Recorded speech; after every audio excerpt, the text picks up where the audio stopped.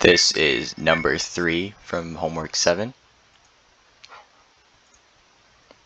So most people know how to do A and B.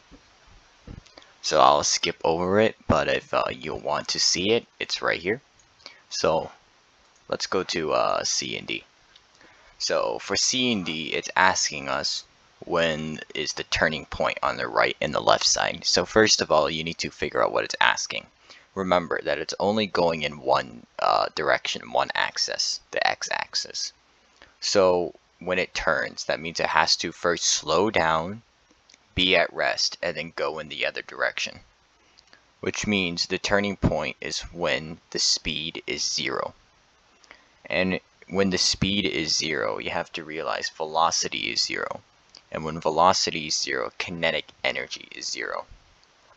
So the turning points is when the kinetic energy equals 0. So you know what your total energy is. In my case, my total energy is 12 joules plus 3.5 joules. The potential plus kinetic is 15.5. So then if the kinetic energy is 0, which means it's not moving, the potential energy in my case needs to be 15.5 joules. And that's where it's not moving.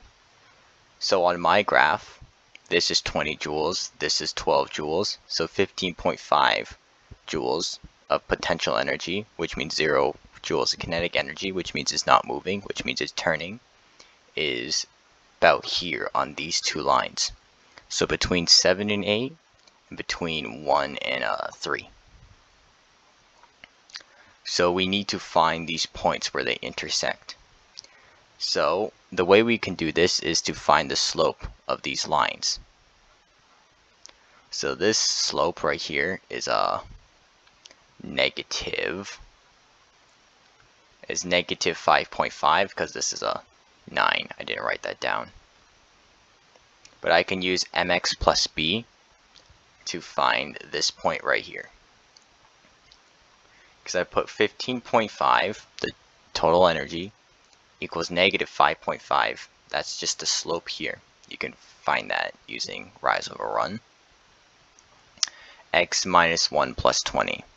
This x minus 1 is here just because when x equals 1, I want this to be, if you will, I want to define this as our start. So I want to define it as when x equals 1 and actually equals 0. Or I move it to the left one. So I use x minus 1. And then plus 20 because that's basically the y-intercept. If we were to start at 1, it starts at 20.